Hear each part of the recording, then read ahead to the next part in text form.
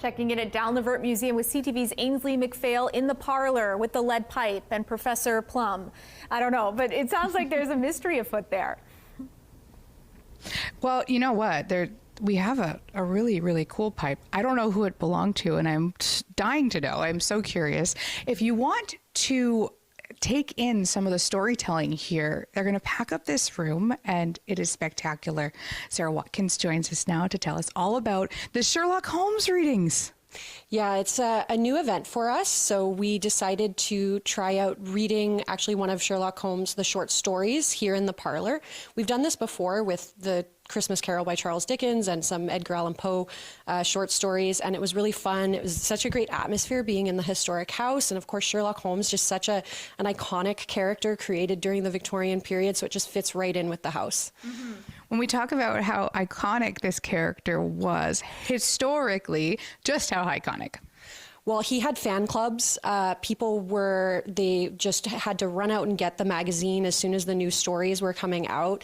Reading became much more accessible during the Victorian period, and so a lot more people were able to sort of enjoy that as a pastime, and he really became a symbol of that in a lot of ways. In fact, the reason we're doing this in January is because his fans have deduced from reading the stories that his birthday is in January.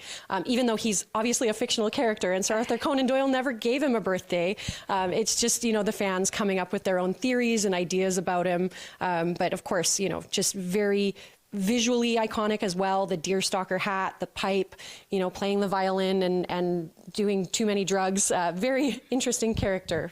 Oh man, if those people were on internet forums nowadays, they'd be... Well, which they are, but I meant the people of that era. My goodness, they'd be losing it. You've pulled something from the collection here.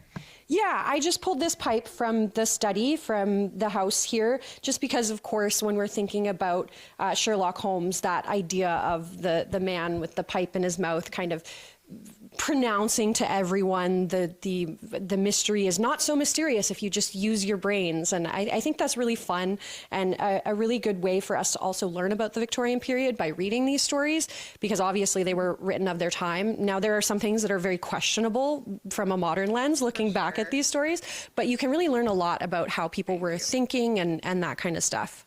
Thank you so much. They're saying, lady, get to it. 16th and the 23rd is when it's all happening. Head to a link on our website for more details.